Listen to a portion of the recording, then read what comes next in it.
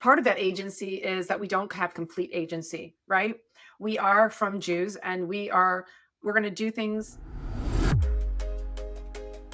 Welcome to the Franciska Show podcast on JewishCoffeehouse.com, a show on where I give a voice to Jewish issues, topics, and people.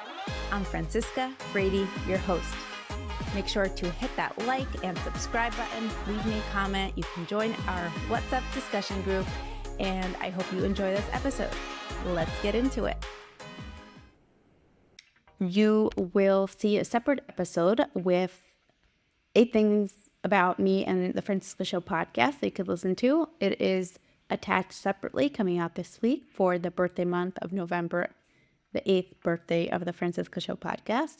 It's election day today, so big day for America, for Israel, and yes, I'm voting. Feels like an important thing to do. Next week, I will be performing at the Challah Bake in Scottsdale, Arizona. So if you live there or if you will be visiting, please make sure to sign up for the Challah Bake, and I'd love to see you there. Enjoy today's episode. I share some of my personal struggles in here, and then toward the end, I bring up my biases, and Dr. Marcy addresses them on the episode, saying that she doesn't have the information and the numbers at hand, but she sent me all the information that is linked in the show notes. So make sure to check that out. If you are in the United States, please make sure to go vote today. And here we go. To the Franciska Show, Dr. Marcy Forta. Did I pronounce it correctly? Thank you. Yes, you did. Thank you. I'm honored to be here. Thanks so much for joining us today. Tell us a little bit about your religious and professional background, and then we'll go on to talk about Atzmi and the incredible work that you are involved with.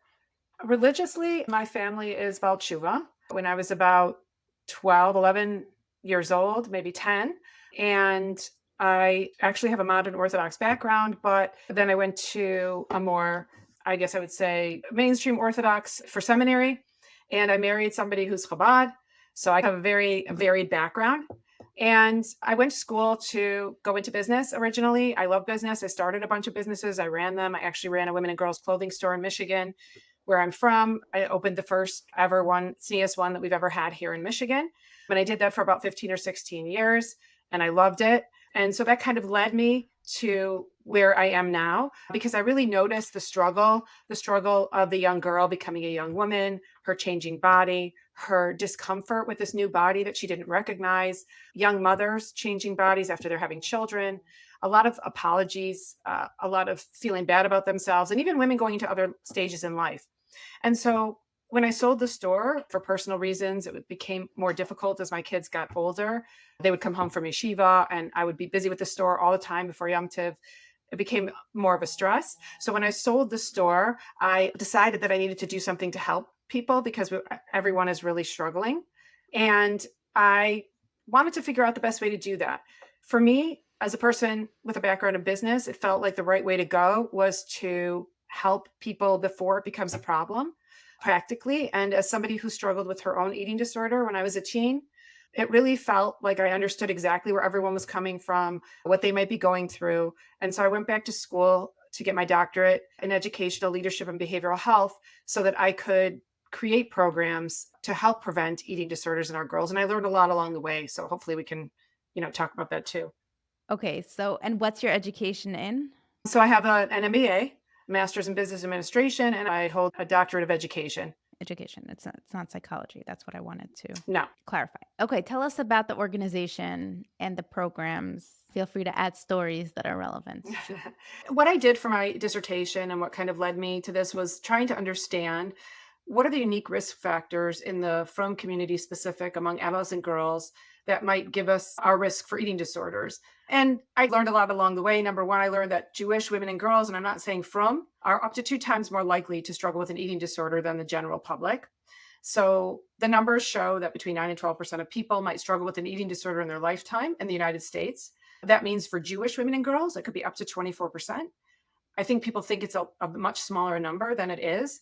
And this alone kind of led me to wonder what else is going on. You know what I mean? There are high genetic predispositions and other things. There's nothing specific to the frum community that makes us have an eating disorder, but we have a lot of cultural considerations and things like that in our background, in our practices that we just have to address when we do these kinds of programs. So, in the secular world, there are eating disorder prevention programs, body image help programs, but there's nothing that's been created for the frum girl. And that's really what I set out to do with my creation of Atzmi. So I trained in all the eating disorder prevention programs that are out there, and I took the empirical part of how they're created, the scientific part of how they're created, but I created a program that's based on Torah and Hashkafa.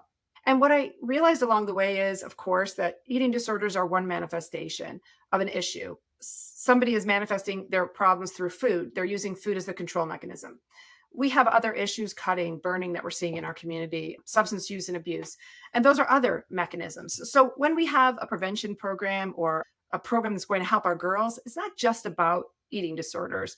As a matter of fact, we don't even mention eating disorders. That's how we prevent them. But we want to help give them tools and skills for their emotions that will help them deal with complicated and difficult emotions, that will help them set boundaries in their life, that will help them understand healthy relationships, things that are in my control, not in my control, self-care versus selfish. We give them a lot of life skills and tools along the way. So one of the things that we do is this curriculum. We have curriculum for 8th grade girls, 10th grade girls, and 12th grade girls. But what I also realized that was missing in these types of programs was the mother or parent factor, really, because mothers, we know, are the primary source of how a girl sees herself in her body, especially until the age of about 11. Then the peers take a central role. And so it's really important for us to support moms and explain this to them and help them with tools to help their daughters cultivate a more positive image with themselves, a more positive relationship with themselves and their body. And this will help the mothers as well. And then the final piece of the puzzle that I realized was the teachers. Teachers are huge role models for the girls in our schools. And inadvertently, they might be allowing certain types of negative behaviors to go on in classrooms, or they might be modeling behaviors amongst themselves. And so we just kind of want to give them a sense of understanding why some of these things, they could change them and help our girls in very significant ways. So we take a 3-prong approach at Atzmi, but our mission is really to support and help the mental health of our girls through programs that increase their self-compassion, help with their body image, and help with emotion regulation. So this sounds great and so wholesome. Can you teach us the basics of what the program is designed to do and not designed to do, or designed to avoid?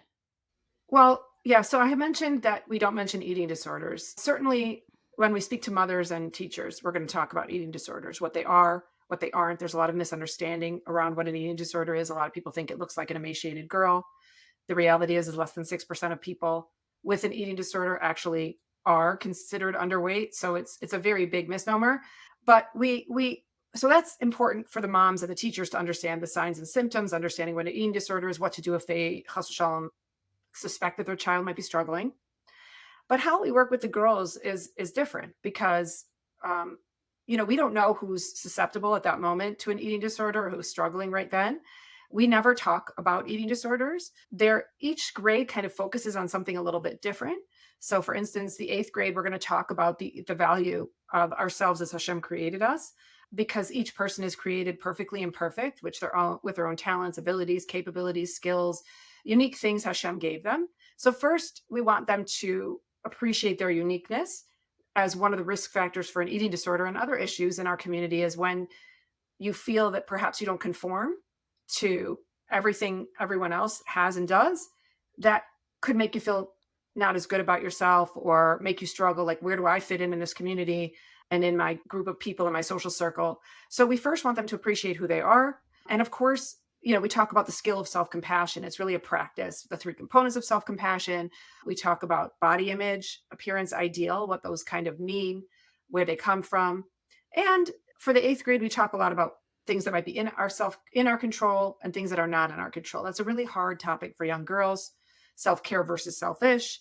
We do self-care plans. We do a lot of different things with them to help them kind of feel comfortable in their own skin, which I think is the first way that we can help girls in general, people in general, but this is targeted to girls. And I'm happy to talk about why it's girls, and I haven't done boys, but that's another story. And the 10th grade, we're going to go more into the value of our physical bodies, because sometimes we forget that our bodies are actually gifts from Hashem. and that they have a very specific purpose in housing our neshama in this world.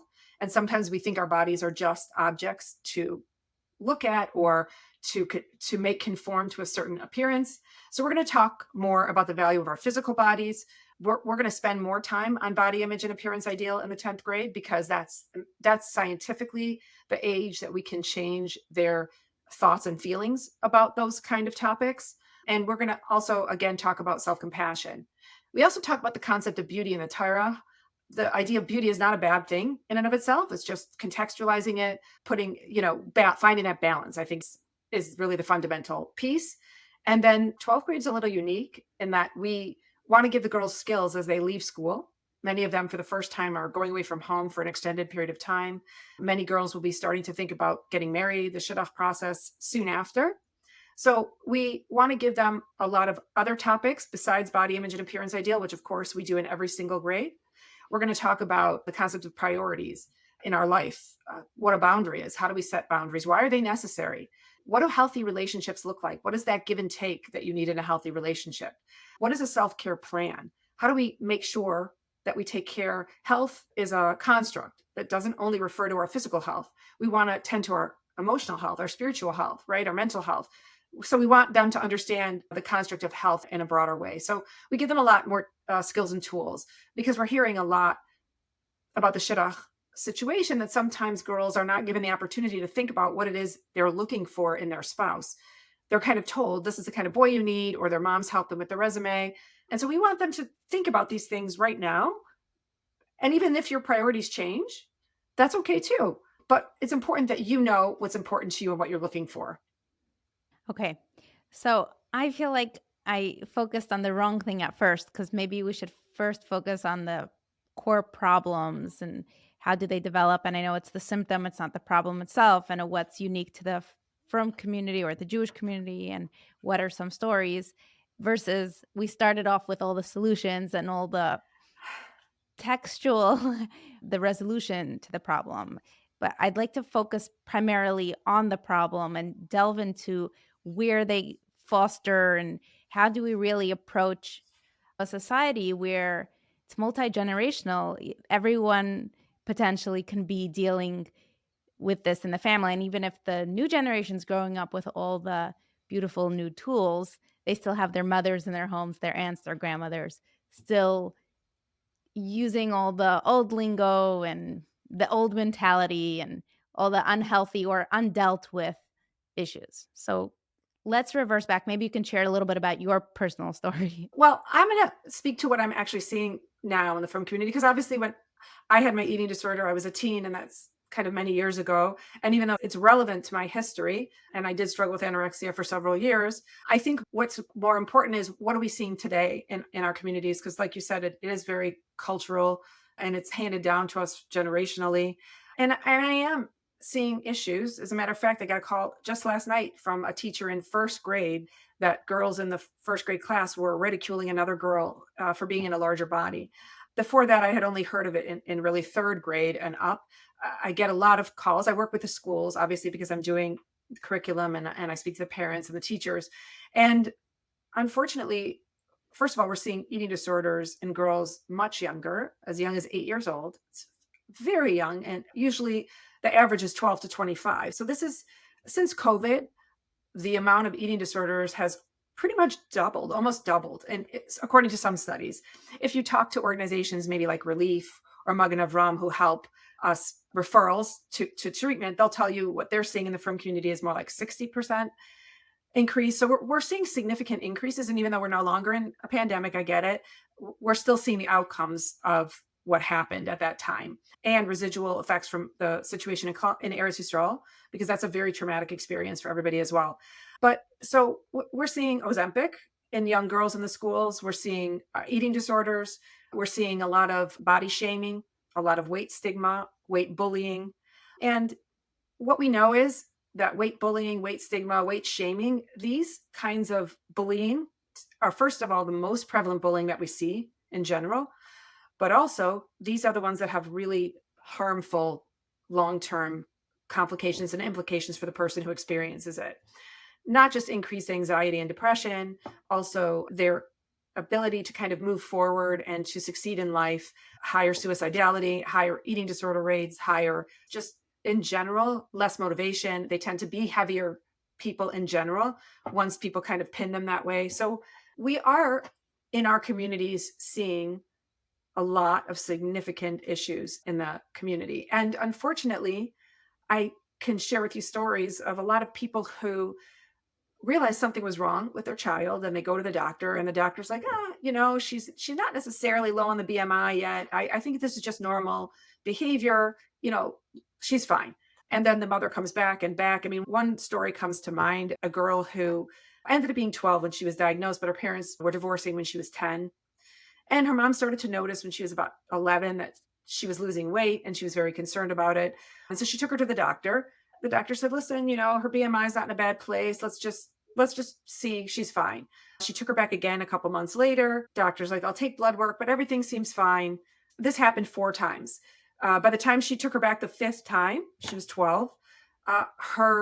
So the blood work, she was starting to have electrolyte imbalances. Her heart was stressed. She was having kidney issues.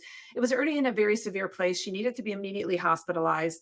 If the doctor would have heeded the mother's, concerns earlier, perhaps we wouldn't be in the place that we're in with that girl right now, that young girl. So I think we need education, not only for parents in schools, but for medical professionals as well, who also sometimes feel that an eating disorder is just about a skinny girl. And it's really, really, really not. They say the bullying is one of the biggest forms of causation. Would you say that? I wouldn't say necessarily it's the cause, but it is a contributing factor. Weight stigma, weight bullying is definitely contributes. Yes. So the overweight, the only class that is not protected in the US is overweight people. If you are LGBT, religious, female, what else can I think of? Race, you are protected under discrimination unless you are, they call it the fat class. I don't want to be ostracized for saying that. But if somebody fires you because you're overweight, you're legally unprotected in terms of suing them for that being the factor. No, you're 100% right, actually. And we find weight bullying and stigma not just in school systems. You're going to find it in the healthcare system. You're going to find it, like you said, in employment. You're going to find it in relationship situations. I think a lot of people, Shidduch system. the shidduch system, exactly. I think a lot of people, because of the way we've been brought up, because of the expectations, the pressures that we face, especially in the frum community, we have a lot of pressures in the frum community. This makes us feel like, and you even had a hard time saying it, that fat is a bad word, or that children as young as 3 will already start to understand cognitively that being thin is good and being fat is bad. Fat is an adjective, just like thin is an adjective, but most people have a visceral response when you say the word fat versus you say the word thin. So a lot of people just want to kind of take that word back. It is an adjective. It's not inherently good or bad. And I agree with you. It should be a protected class. It's never our business, first of all, to comment on another person's body. If someone's going to the doctor and they have a problem, that's for the doctor to discuss with them in a very respectful way. That's between the two of them. But as a person, as a teacher, as a human being, it's not my place to ever judge positively or negatively another person's body. We have to really step away from that because we reinforce these messages. I like to say, think about it for a second. When you go to the store, what's the first thing you say to someone or shul that you haven't seen? You look really good. Did you lose weight? You look so pretty. This looks so nice on you. Or to little girls, your hair bows so beautiful. Your shoes are so beautiful. You look so beautiful. You're so cute. And it's not that that's a bad thing in and of itself, but that's what we focus on, which creates a mixed message for our children. Because we say that what is important in our life is our connection to Hashem, the type of human being that we are, our chesed, our observance of mitzvahs. And yet we're modeling that and reinforcing that what we value is our physical appearance. So we have to kind of take a step back and think to ourselves, how can we convey this message better to our children and kind of start to think in terms of a different way? There are so many people who shared with me stories that they lost weight, women, this was more women than children. They lost weight due to either a divorce or an illness, chas v'shalom, or something else that was going on in their life, and they lost a significant amount of weight. And people would constantly come up to them and say, "You look so great. What are you doing? I love it. I wish I could be as, disciplined as you." And they said, it made me feel so horrible because my face, how I felt was terrible. And they told me that I looked beautiful. And it really bothered me that that's all they saw. They didn't see my suffering. And so I don't think you can win one way or another. It's really, if you want to say, I love that outfit, the colors look so great, you look so happy, it's always great to see you, I always love speaking with you, whatever that looks like. And for children, kind of talents, abilities, capabilities, skills, mitos, things that they did, I think that's a better place for us to focus our energy. It sounds so beautiful and fantastic, and I don't wanna say I am pushing for a protected fat class, I just wanted to bring out that that's something that one can notice. But my issue with this topic is that you're saying fat is not inherently bad, except being overweight and dramatically or obese has clear negative health impacts to the point where doctors, there's a range. So when I am raising kids or teaching about healthy eating or good positive body image, you do want to teach your kids, if you just don't pay attention to what you eat or you do whatever you want, diabetes, heart disease, all these other things, not being able to jump up and down because you're excited about something because you feel so tired all the time. That is bad. And shouldn't it be my job as a parent to teach your child the hard truth without them having to realize it on their own because it's just as great as everything else? And then there's another question. When we define things as genetically predisposed or whatever it is, sometimes it gives permission to people to not watch what they're eating or pay attention because it's out of their control anyway, versus teaching a child you have agency and being bigger than your friends is okay because this is how you were born and you're taller than everyone else or your shoulders are wider or whatever it is that makes you different, bigger body doesn't mean that now, hey, let's just obese is your destiny whether you want it or not. There's a lot to unpack there. First of all, the word fat, we all have fat on our bodies. You have fat around your organs. We have fat. Women especially need fat for our uterus to grow children, to nurse our children. Fat in and of itself, you're using fat specifically as a fat human being. When we talk about fat, there are other places and spaces that there are fat in our body. We need fat for our brain to go, especially for young children. They need fat to sustain their bone growth. They're going to need that for their brains to everything in their body to hit puberty, for their hormones, everything, they need fat. So fat in itself is not bad. You're talking about a fat body, right? That's a different, let's separate those two terms because it's not necessarily the same thing.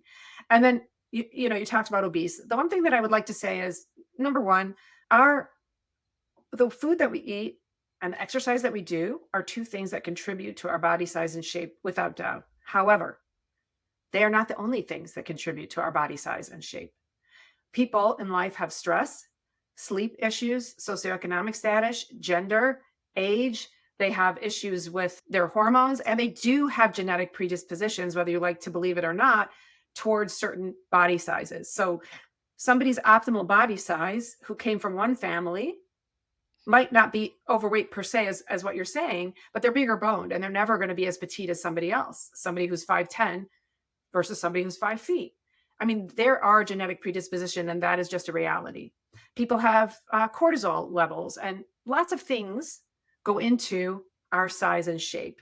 And actually, it's even shown like that weight stigma and weight bullying contributes to a larger body size. So there are things that go into our shape, weight and shape. It's not about allowing your kid to do whatever they want. That's not what we're saying at all. There are ways to talk about eating that is nourishing for our bodies without talking about food as a tool to make our bodies smaller. And it is our job as parents to help our children learn to eat healthfully, healthy meaning nourishing our bodies, not being in a smaller body per se, and moving our bodies to make our bodies strong, to help our immunity, to help us sleep better, to help us focus in school. We can talk about food, for instance. Let's say your child's having a test that morning. We can have a conversation with them versus calories to say, what do you think is going to be a good thing for us to eat this morning? Because we have a big exam and our brains have to be focused today. And then we could talk about it. Like protein is really good for that, for a long term, sustaining a long term focus or concentration. So let's have eggs today. And that's something healthy for us this morning. Or perhaps we're going on a Lag BaOmer trip and we're going to be running around outside for hours. Maybe in that case, it's going to be smarter for us to have more carby kind of food because we need that quick energy and we're going to be burning it today. Or we were just outside all day and we might be hungrier today, and that's okay too. I think there are ways of teaching our children take about agency. I agree with you, and food and eating that don't mean that we are promoting them not being in a body that is as a, I guess, healthy situation. Now, some people are going to be in a larger body. That's just the reality. And there are people who are healthy in their larger body. Some people have health concerns in their larger body, and some people have health concerns in their smaller body. So medical doctors have to touch on that with their patients. And as a mother, I'm going to do everything in my power to teach my daughter the skill of eating, like I teach her the skill of showering, hygiene, saying "Way to Ani" in the morning, washing Nagelwasser. It's a skill. And I want to teach my child how to use this skill the proper way. Part of doing that is not using food as a reward. A lot of us use food as a reward for behavior. If, especially in schools, but even at home. One mother said to me, "What do I do when my daughter hurts herself? I always give her candy. Like, now what am I going to do? Give her a hug, sit with her, give her a kiss." When we use food as a reward or a reinforcement of a behavior, we are undermining a person's relationship with food. And now they think, oh, I can earn food. Food shouldn't be something earned. Food is something we all get to have access to. So, and it also means that they think they can use food as an alleviation of a negative emotion. We don't want that either. So it's a kind of nuanced way of thinking about food and eating that doesn't necessarily brandish a group of people as bad or evil either, because they're not. Okay, this is a perfect segue to religious lifestyle and culture and our lifestyle with eating because it's full of rewards, the way we're set up. Just think about davening all day Rosh Hashanah, and then you have Kiddush, meaning don't eat, then eat, fast days, giving kids treats on Simchas Torah, Havdalah. I'm not saying they're rewards, but they're forced times to consume food, which takes away that control and agency from a person. So on one hand, we're teaching our kids all these beautiful messages. On the other hand, it's halacha. Make sure to eat a kazayas of this and a kazayas of that. And it's 10 p.m. on a April night for Pesach. Where's that agency? And that is, And we just came off of sukkahs. Sure, absolutely. I mean, 3 days, you're also chutzlaretz, right? So we had the triple trio. No, you're absolutely right. And Tishrei can be a very stressful month for that reason, which is why we have to kind of sometimes realize that part of that agency is that we don't have complete agency, right? We are from Jews and we're going to do things that we believe are halacha, but outside of that, we're going to try to teach our kids to understand hunger and fullness. So let's say we want them to eat a kazayas at Malav Malka or whatever it is, but if they're not hungry anymore, we're not going to force them to eat what is left on their plate. Like Seder night. Seder night is very hard, but that's something that is different or outside our control. Like people will say to me, well, what if my child has celiac disease? Then I have to put them on a diet. Yes, of course you have to put them on a diet. That's different than putting your child on a calorie restrictive diet when they're a child. In other words, Yom Tiv, this is halacha. This is outside the scope of what we can or can't change, right? So we want them to enjoy the Seder, but we're not going to force them. They're going to eat what they have to eat at the Seder, but we're not going to force them to eat that dinner if they're not hungry for it. We want them to honor that. And those are exceptions to the rules. So yes, we might give them a special treat on some Torah. They get their candy bags, but we don't have to do that date every single day. Or like, for instance, in my son's school, they were like, oh, you go to Minyan every day on time for 5 days. For my boys, you get a Danish. To me, that's an unnecessary food reward. But just on Simchas Torah, or once in a while, that's a whole different conversation because that's not the norm for day to day. Day to day, we want our kids to understand how to recognize hunger. And it feels differently sometimes in different people. Sometimes you get a headache. Sometimes you feel weak. Sometimes you're in that hangry place where you're just acting funny for kids. They don't always realize when they're hungry. Their stomach doesn't always say, I'm hungry. So we want to help them recognize what does hunger feel like. And we also want to help them recognize when I'm full. And certainly there are times when we might eat past full for, like you said, the Seder night, or when we're eating at 10 p.m. or after some chastayr dancing and you're going to have a soda very late at night. But, then when we get back to normal, we want to get back to normal. Those are exceptions to the rule. I mean, there's not much we can do about that because that's just part and parcel of who we are. But around the context of living our daily lives, we still want to teach them those skills and tools.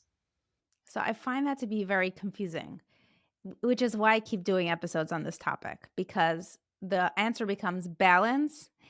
The answer becomes it's okay once in a while. And I don't get this once in a while thing because we had the whole month of Tishrei. And right before then, we had summer where we visited the grandparents and they want to use food as reward because they're the grandparents. Then on the other hand, then you have bar mitzvah season. We're going into bar mitzvah, bat mitzvahs. There's no break. And then it's the other grandparents.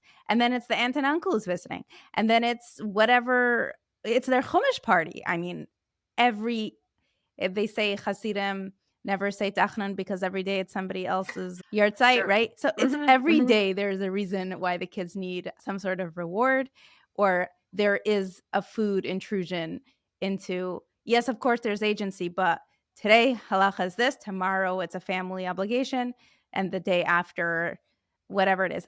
I haven't found a balance, and teaching and trying to model anything for my kids, I am utterly confused. No, it's really a very good question. And it's not easy. Like we're talking about this, do this, and your life will be fine. Obviously, first of all, it's changing a whole mindset. And it's definitely very difficult, like you said, because you don't have agency. You want to teach your child agency, but again, in school, with their grandparents, in certain situations, you don't have control. So the idea is to help teach our kids good habits when they're young and help them have agency, like we said, over their hunger and fullness. You don't have control outside your home. That's just unfortunately the reality. When you exercise too much control in your home, we know that that has a negative effect on your child. If you say, I have a lot of moms will say to me, for instance, oh, we won't eat, let's say, I don't know, bisli in our house. We don't have it. It's not healthy. We're not going to have it. I guarantee you that they're getting They'll it from find their a way to friends. get They're it. trading. They're using their allowance. They're going over to the friend's house. They're going to have it for Shabbos party. They're going to ask people to bring it, whatever. They're going to find a way to have it because it's like a forbidden food for them. So it's not that balance is an easy thing. It's not an easy thing. But I think that it's important in your home that there's something called the eating competency model. This Ellen Satter, she's a nutritionist, a dietitian, and she tries to help us understand what our role is as parents in feeding our children. It's our job to prepare the food, to have food at regular intervals, that are nourishing foods for our children, and to set it out. And it's our child's job to decide how much of that food they eat. And that can be really hard because you didn't eat enough. Finish. I mean, some kids don't have the cues, and I'm talking about the regular kids who have cues, who have, some kids have issues with ARFID or other textures, and they don't eat enough, and they're not having enough calories. I'm not talking about that. I'm talking about More and mainstream more. kids. There's more and more of that. Yeah. Yeah. And when our children are younger, obviously we need more control over what they're eating and doing because we're teaching them something. As they get older, we want to give them regular intervals of foods that are nourishing for them and treats sometimes too, right? But we want to let them have a choice over how much to eat. So sometimes people will say to me, "Oh, well, then my daughter's just going to eat the whole box of cookies if I put that out there and there's nothing I can do about it." And so in those kinds of situations, what you do is you put out, let's say you have three children sitting at a table, you put out six cookies, she takes two, and you say, okay, now there's enough for two for everybody. There won't be enough cookies if you take more than two. This is about making sure everyone has the equal amount. In those cases, it's okay to talk about limiting in the context of sharing with others. So there's a lot of nuance that goes into it. With our families, it can be a very hard balance. If your grandparents, let's say, only put out candy when the kids are there and they're bouncing off the walls when you get home and you don't want them to have it, you might want to consider, if you have that kind of relationship, saying before you go that you love coming and they love seeing you and it's such a fun treat, and you don't even mind if they put out some fun things, but could they also maybe put something else out, because the kids always come home with a stomach ache or they're not feeling good. And so I want them to kind of have the option of both when they're coming to visit you. And I don't know, maybe that's not a comfort level for everybody. We talk to people all the time about how to deal with their relatives who are like, this child needs to lose weight. You shouldn't be allowing this child to eat this. There's a lot of that in our community as well. And it's a whole mind shift that we're working on now. People will say to me, you're not solving the shit off crisis. You're not fixing everything that's going on in the femme community. Certainly not. But what we are doing when you teach your child these skills, when we talk to our girls about some of these topics and the moms, we're helping the next generation of girls as mothers and how they will raise their children. So it's really, to me, an investment in our future. We're not fixing the world today. These are small changes, but we have to create that intentional mindset. It's really important for us to do that. And of course, step back and realize that we're not completely in control. I'm smiling because I feel like until I deal with my issues, So that's one of the everything big I'm things. teaching and modeling is dealing with my issues. So that's actually one of the biggest things I talk to moms about, because you don't realize your influence is profound. And everything that, especially for your daughters, they're looking to you for everything. And until the age of 8, about the age of 8, some studies will even say that a girl can't distinguish her body from her mother. So if a mother is really hard on her body, maybe eats a whole different dinner than everybody else is eating, denigrates her body, but speaks highly of her daughter. You're beautiful, but I'm fat, or I really shouldn't have eaten this, or I'm so bad, or she hears it on the phone. She will assume that must be what her body looks like as well. And so the first thing we have to do is really work on ourselves to help our children.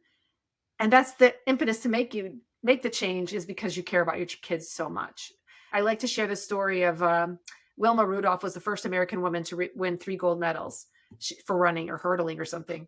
And she said, my doctor told me I would never walk again. My mother told me that I would. I believed my mother. And then she went on to win the gold medals.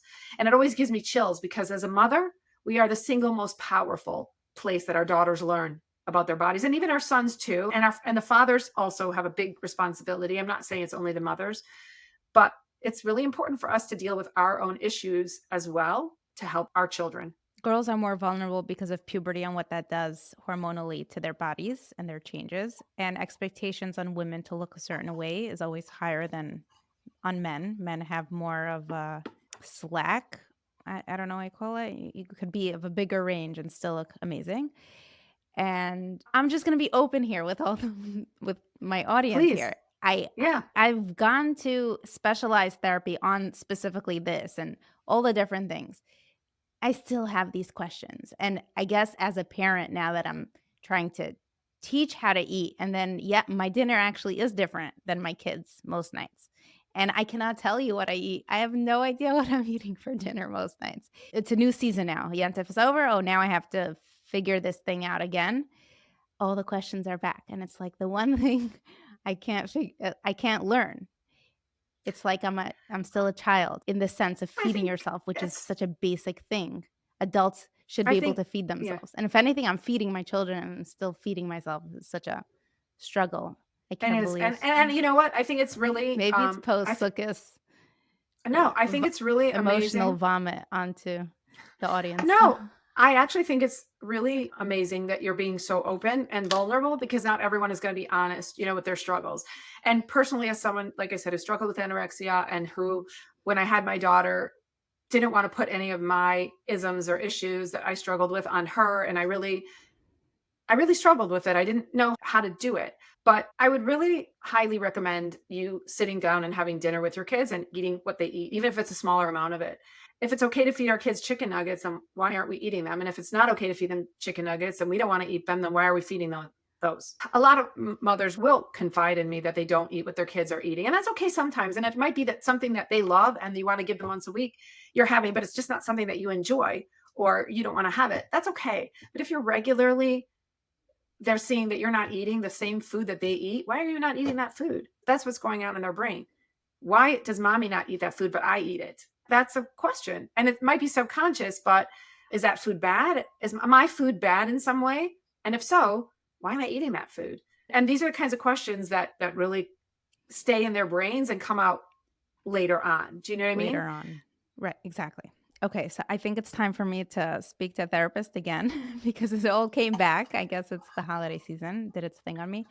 But back to something you said before, which was We shouldn't care so much about how we look. For example, the first comment we make, which now I think women in general are more aware of, not to say, "Oh, you lost so much weight, you look amazing." I think people are a bit more aware of that. However, we tell our kids, you want to be presentable and you don't want to be a schlump, and you want taking care of how you look is one of the most important things you need to teach your kids, like hygiene. I think Jordan Peterson said one of your most important jobs as a parent before the age of 3 is to make sure your kid is likable.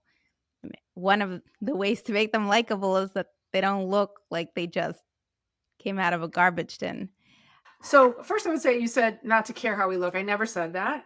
I Okay. think we have to find the balance. Are places in the Torah. What we talk about beauty in the Torah all the time. We've talked about women who are beautiful in the Torah. The whole story of Purim, that Esther was beautiful to Achashverosh, to the mirrors in the Mishkan, the copper mirrors that the women donated, which were the mirrors that they used in Mitzrayim to beautify themselves because their husbands wanted to not be with them. They wanted to divorce them so they shouldn't have more kids because Paro said he was going to kill the males. And Moshe was not certain. Should I take these mirrors? They're a very physical representation of something very physical. And actually, Rashi says there, Ki elu chabibin alai min hakol. That's what Hashem said to Moshe, that these are more dear to me than any of the other gifts that I'm getting. So there's a time and a place. And I don't want people to think that I ever said that you shouldn't care about how you look.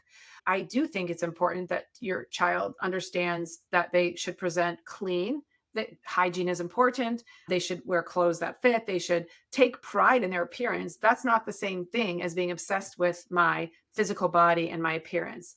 And you can compliment people on all kinds of things without talking about their weight or body size. I Appearance. think that should be off limits to So, people. what do you recommend people say when they see somebody they haven't seen in a while? And for kids, the classic one, you got so big. That's different. You grew. That's a physical that if you say you got so big, what are you referring to? Would you say to a kid if they gained a lot of weight, you got so big? Yeah, I guess not. No, we wouldn't say Right? that. But you could say No. you look so grown up. I haven't seen you in so long. It's just so nice to see you. You can say to somebody, I haven't seen you in so long. What's been going on? How are you? And like I said, you can compliment their outfit. You can, compliment the fact that you enjoy seeing them, that they're so funny, that they look happy, they look relaxed, they look rested. There are other ways to talk to people without saying you look thin, you look like you lost weight. How did you do that? I want some of that or whatever. There are other ways to talk to people. I just think it might require another minute of us thinking about it. It's a very easy thing to say and people like to hear it. But the fact of the matter is that most of the time people say it to you, you're going to be like, ugh, they don't even mean that. I don't feel that way. I'm disgusting, whatever. We put ourselves down anyway. We don't necessarily believe that compliment. When it's a compliment that was a thought out compliment that actually took effort, we're more likely to actually be like, oh, wow, thanks so much. I really appreciate that. Think about what girls say to each other all the time. Does this dress make me look fat? What friend's going to tell you, yes, you look fat? What mother would say, you look fat? You're not going to say it. You're not going to say it. So those words anyway don't even hold We complete use different meaning. They're words. just things This we dress is say. more flattering. Well, the color You looks look great on better your in this skin. dress. Yeah, and if your child's asking you if they look fat, I would like you to address what's actually going on, because usually when a kid says I feel fat or am I fat, it's not necessarily about their physical body as much as they're not feeling good about themselves for whatever reason. Part of that could be they're not feeling comfortable in their body, certainly. Part of it could be what's going on in the classroom or something else with their emotional health. And it's our job as parents to kind of figure out where that's coming from. But beyond that, which is really a conversation in and of itself, the reality is that we just have to kind of think outside the box, give real compliments about things that we've really noticed about the person. Put an extra 30 seconds of thought into what we say before we say. And I'm not saying you're lying when you say someone looks good. I'm not saying you're lying, but like it's an easy thing to say, and you know that they want to hear it, and let's kind of go a little deeper. So if I could summarize, the overall rule is in general, when we're at a social event and you're just trying to get through a lot of people and you want to put as many smiles on people's faces as you can, you make your superficial one-liner as you move through the room. However, if it's somebody you care about and you haven't seen them in a while, you want to take a moment, say something thoughtful and personable that's customized for that person. Really, take a moment, think about what you can notice about them.